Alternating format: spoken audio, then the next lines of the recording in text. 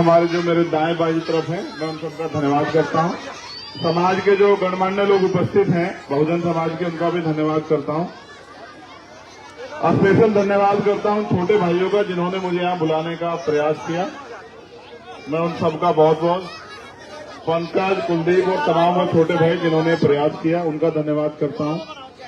और वो जो मेरी नन्ही नन्ही प्यारी प्यारी बहनें हैं ना, जो वहां खड़ी थी स्वागत में फूल लेके, मैं उनका बहुत दिल की गहरा धन्यवाद। मैं तुम्हारे सबके फोटो करा के जाऊंगा आज, चिंता मत करो। बस मुझे थोड़ी सी बात आपसे करनी है, क्योंकि जब आपने मुझे यहां बुलाया तो मेरा फर्ज बनता है कि मैं अपनी बात यहां रखूं। मैं अपनी माओ बहनों का भी धन्यवाद करूंगा जो कहीं कहीं पर खड़ी हैं, दूर दूर, ऊपर छत पे, नीचे मुझे वो दिखाई दे रही है, उधर खड़ी है हमारी बहनें, उन सबका भी धन्यवाद। ये मजबूत गांव, इस गांव का ये चौक जो है ना, इस बात का उदाहरण है कि मजबूत।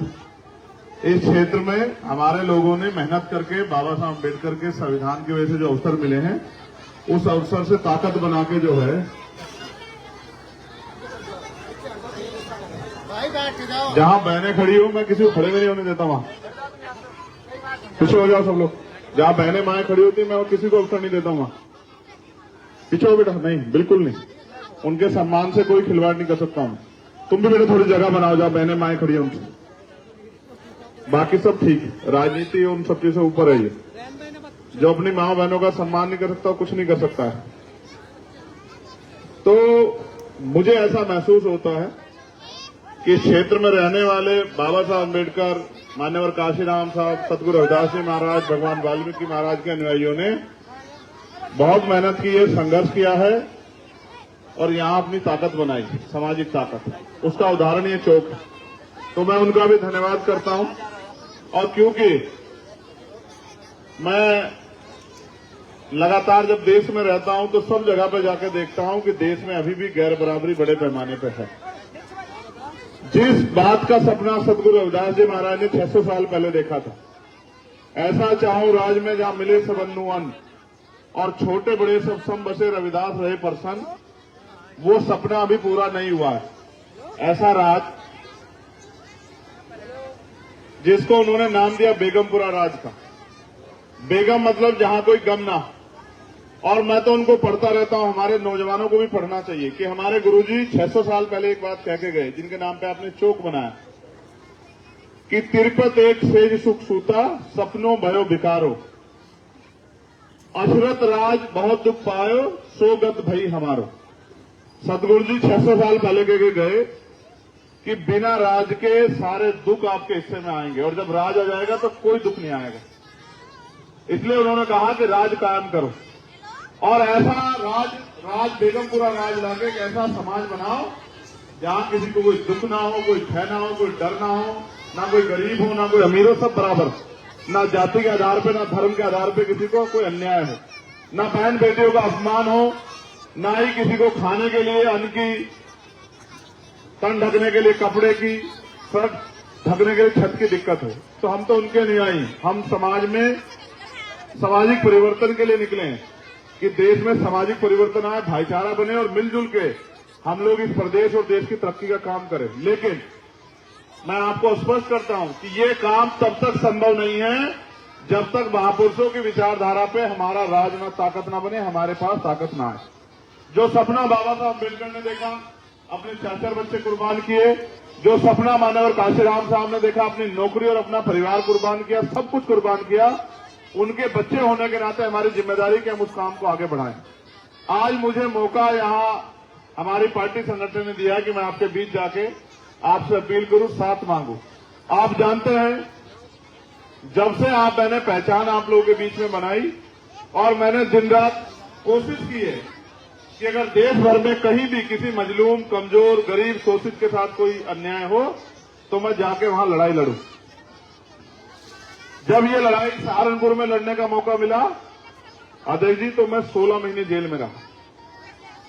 आदमी अपनी 1 इंच जमीन की लड़ाई लड़के जा सकता है जेल में, लेकिन किसी दूसरे के लिए 1 दिन नहीं रह सकता। मैंने 16 महीने 10 बाई 6 की एक कोठरी में, 10 बाई 6 समझते हो, 10 फीट लंबी और 6 फीट चौड़ी, जितना आपके यहां बाथरूम होंगे इतनी बड़ी, या रसोई होगी इतनी बड़ी जगह में मैंने 16 महीने बिताए। और अपराध क्या था कि जब हमारे लोगों पे सरकार के इशारे पे ताकतवर लोगों ने हमला किया तो मैं उनकी लड़ाई लड़ने गया। मैंने उससे भी मैं घबराया नहीं। फिर जब दिल्ली में जिनके हम वंशज हैं, सदगुरु रविदास जी महाराज का गुरु घर तोड़ दिया गया, बिजनौर के लोग भी बहुत गए थे, लाखों की संख्या में हम दिल्ली पहुंचे, हमने आंदोलन किया, 96 लोग हम जेल भेज दिए गए और लगभग 2 महीने में दिल्ली रहा यार्ड में, 2 महीने से ज्यादा। फिर मैं वहां से छुट के आया तो एनआरसी का आंदोलन आ गया। जब मुस्लिम भाइयों को परेशान करने के लिए सरकार एक कानून ले आई कि भाई ये हम करेंगे, तो भी कोई बोल नहीं रहा था, तो भी फिर मैं लड़ने के लिए गया और जमा मस्जिद से गिरफ्तार हुआ। तब मैं 1 महीने करीब जेल रह के आया। इन सब आंदोलन में सरकार ने अपनी तरफ से मुझे तोड़ने का खूब प्रयास किया। मेरे पैरों के नखून खिंचवा लिए पिलास से, मुझे लाठियों से पीटा, सब कुछ किया। फिर जब इनसे भी उनका जी नहीं भरा तो उन्होंने मेरे ऊपर गोली चलाई, 4 गोली चलाई, लेकिन अपने संतों गुरुओं के आशीर्वाद से, बहनों के प्यार से, माओं के आशीर्वाद से मैं फिर बच गया। और उस दिन मैंने तय कर लिया कि अब सड़क की लड़ाई को आगे बढ़ा के सदन में ले जाना है, क्योंकि मेरा जो जीवन है, गोली लगने से पहले का एक जीवन था, लेकिन गोली जिस दिन लगी उस दिन जब मुझे दूसरा जीवन मिला तो मैंने तय किया कि ये जो जीवन दूसरा मुझे मिला है, अब ये पूरा जीवन मेरा समाज के नाम समर्पित रहेगा। पहला जीवन भी समाज के नाम समर्पित था और दूसरे वाला।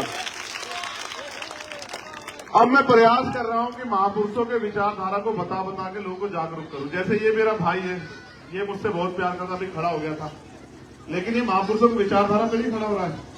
माफ कीजिएगा, मैं सच कह रहा हूं, ये तो शराब के नशे में खड़ा हो रहा है। कभी सतगुरु जी ने नहीं कहा कि शराब का नशा करो, कभी नहीं कहा हो क्या? बताओ जितने लोग बैठे, आप सतगुरु रविदास जी को मानने वाले जितने लोग, हाथ खड़ा करना जरा एक बार। कहीं किसी किताब में, किसी वाणी में कहा क्या सतगुरु जी ने? सतगुरु जी समनदास जी ने कहा, बाबा साहब अम्बेडकर ने कहा, मान्यवर काशीराम साहब ने कहा, तो फिर आप मानते किसकी हो भाई? जब आप उनकी नहीं मानते तो फिर आप किसकी मानते हो? समझ रहे हो? हमारी तरक्की के रास्ते इस देश में बेहतर से बेहतर शिक्षा लेके, अच्छी नौकरियां करके, बिजनेस रोजगार करके और ताकतवर बनके हमारी तरक्की के रास्ते खुलेंगे। और वो तरक्की के रास्ते बाबा साहब अम्बेडकर लोकतंत्र में वोट की ताकत से लेके गए। मैं आज तक आपके बीच में नहीं आया कभी वोट मांगने के लिए। आया हूं क्या? ईमानदार से बताओ।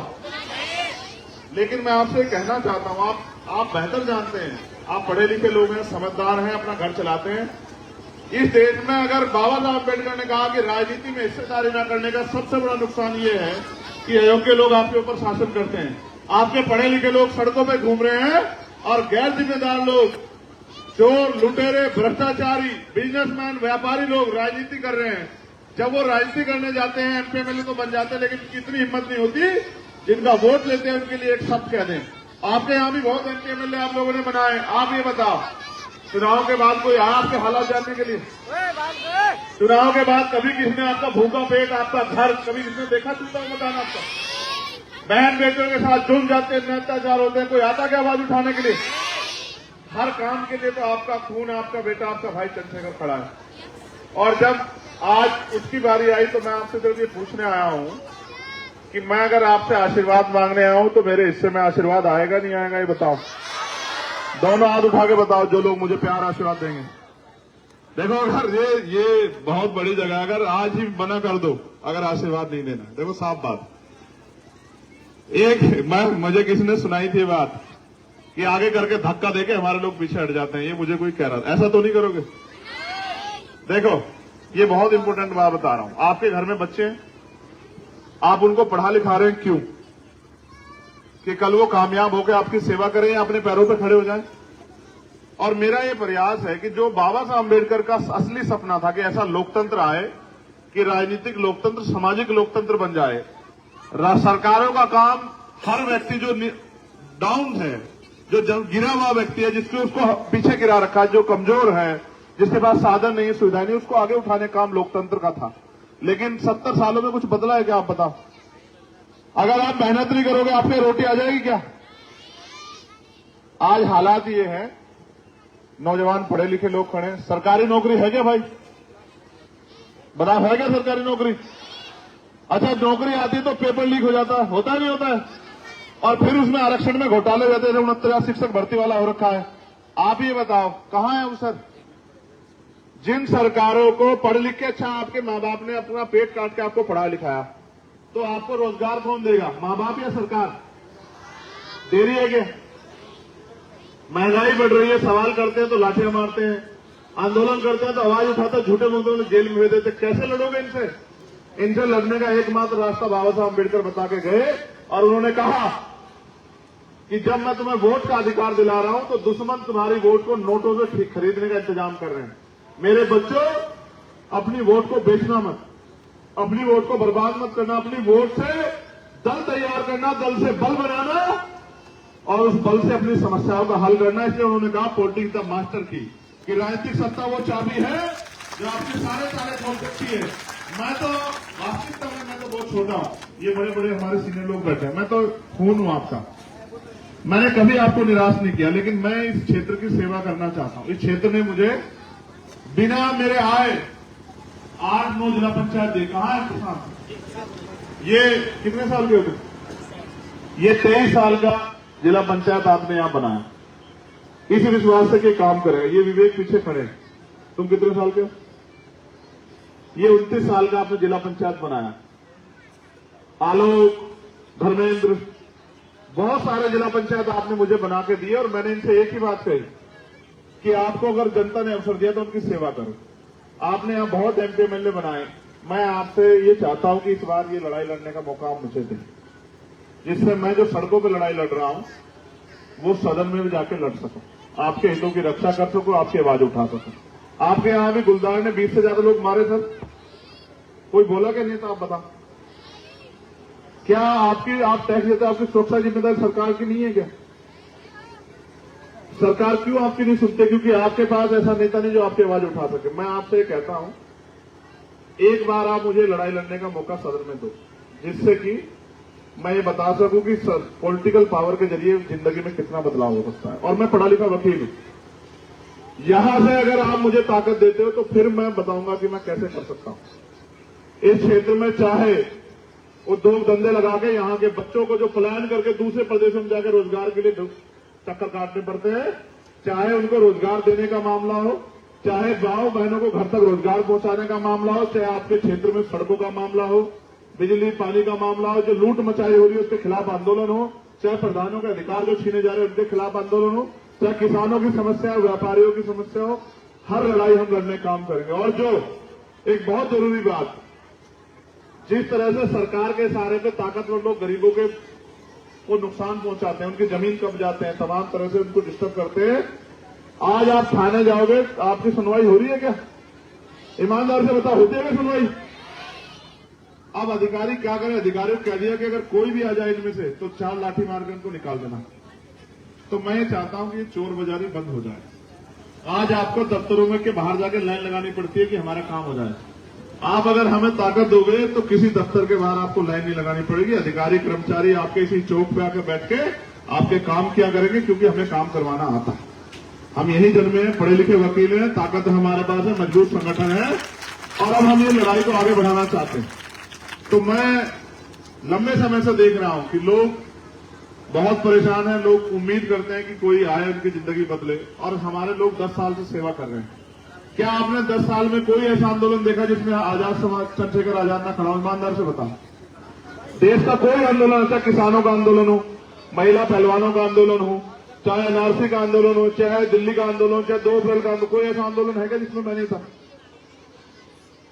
अब संघर्ष तो आपके लिए चंद्रशेखर करेगा, तो आपको ताकत देने की बारी है। चंद्रशेखर को दोगे, किसी और को दोगे? जोर से बताओ, जोर से। आवाज कम है आपकी, मेरी ज्यादा है। देखो, एक तरफ पैसे वाले लोग हैं, एक तरफ आपका गरीब भाई। ऐसे पैसे की भी जरूरत नहीं जो अपनों से दूरी बना दे। देखो, भारत के लोकतंत्र में शक्ति, और जिनके पास लोकतंत्र की ताकत है उनके साथ ना जुल्म जाती होती, ना अन्य अत्याचार होता, ना ही उनके अधिकारों का खिलवाड़ होता है। आपको, क्योंकि आपको चुनना है, आपको तय करना है, और आपको बाबा साहब ने वोट देकर ताकत दी है। आपकी वोट हो चाहे राष्ट्रपति की बराबर, उस वोट का प्रयोग मैं चाहता हूं कि इस बार आप मुझे आगे बढ़ाने के लिए करें। क्योंकि जब मेरे हाथ में कलम की ताकत, तभी तो कुछ करके दिखाऊंगा। सड़कों पे तो मैं लड़ ही रहा हूं ना, मुकदमे भी झेल रहा हूं, जेल भी जा रहा हूं, और गोली भी खा रहा हूं, आपने देखा अभी मेरे ऊपर गोली चली, देखिए आपने क्यों चलाने की जरूरत पड़ी गोली? क्योंकि ना मैं सीबीआई से डरता, ना इनकम टैक्स से, ना एनआईए से, ना ईडी से डरता, क्योंकि मैं प्राइमरी स्कूल के हेडमास्टर का बेटा हूं। मैं कोई धंधा सेठ का बेटा नहीं हूं ना। आज का तो नेता अगर पैसे वाला हो तो सरकार वैसे पकड़ लेती गला, एक सीबीआई का छापा पड़े, नेताजी चरणवंदन हो जाते हैं। तो मैं इसलिए आपसे आग्रह करता हूं कि लोकतंत्र में जो शक्ति बाबा साहब अम्बेडकर ने दी, तो बाबा साहब अम्बेडकर मान्यवर काशीराम साहब के अधूरे सपने को पूरा करने के लिए आप उसमें मेरी मदद करें। क्या आप मेरी मदद कराओगे? आप दोनों हाथ उठा के बताओ, चलो मदद कराएंगे। मैं वैसे देख रहा हूं कि यहां बैठा कौन आदमी मेरे साथ नहीं, जिसका हाथ नहीं उठा। जैसे दो लोग बीच में जो है ना, अच्छा उठ गया, इधर मैं देख लूं, और जो उधर है वहां ऊपर एक हाथ उठाया हुआ, एक छोटी बहन जो खड़ी है बीच में, एक हाथ, एक से नहीं चलेगा, हम दोनों हाथ उठा के बताओ साथ हो तो। चलो अच्छा ठीक है, धन्यवाद। और ये जो सामने दुकानदार है, ये तो नहीं उठा रहे हैं, ये तो अंदर चले गए हैं। क्या भाई साथ होना? अच्छा ठीक है, ठीक। अब मेरी आखिरी बात सुन लो। बच्चों बैठ जाओ, एक से बैठ जाओ, तुम्हारे भविष्य के लिए लड़ रहे हैं। अभी तुम्हें एहसास नहीं, जिस तरह से लोग सरकार सरकारी स्कूल बेच रही है ना, ये आरएसएस भाजपा के लोग गरीबों के बच्चों को स्कूल में घुसने नहीं देंगे, अस्पतालों में घुसने नहीं देंगे, ये सब प्राइवेट करके पूंजीपतियों को सौंप देंगे। और बाबा साहब का प्रयास था कि सरकारी सिस्टम रहे, सरकारी सिस्टम रहेगा तो गरीब पे अधिकार रहेंगे, गरीब पे अवसर रहेगा। ठीक है, अगर ये खत्म हो जाए, कोई गरीब घुस जाएगा क्या? बताओ आप मुझे। आज अगर आपको शादी ब्याह करना हो तो लोन लो, उधार लो, बस इलाज कराना हो तो उधार लो। ये कब तक चलेगा? आपके पास वोट की ताकत, तो आप चाहो तो सब बदल सकते हैं। अगर आपने फैसला ले लिया, आपसे बड़ा कोई नहीं है। देखो, मेरे जाने के बाद तुम भी सुन लो, जो हमारी बहनें बैठी हैं और जो इधर खड़ी हैं, मेरे जाने के बाद पैसे वाले लोग आएंगे और वो कहेंगे चंद्रशेखर तो गरीब है, उसको छोड़ो, तुम जाओ। आप बैठो सर, ये सर आपसे कह रहा हूं, बैठो, पीछे हो जाओ, पीछे हो जाओ, बोलो पीछे हो जाओ, पीछे। बस धन्यवाद। मैं आपसे पूछ रहा हूं, जो बहनें मेरी इधर खड़ी है, मेरे जाने के बाद पैसे वाले लोग आएंगे, कहेंगे भाई वो तो गरीब आदमी, उसको तो छोड़ो, हमारे साथ आ जाओ। किसका साथ दोगे बताओ? ए भाई तू बैठ जाए, भाई तेरा भला हो जाए, बैठ जाए।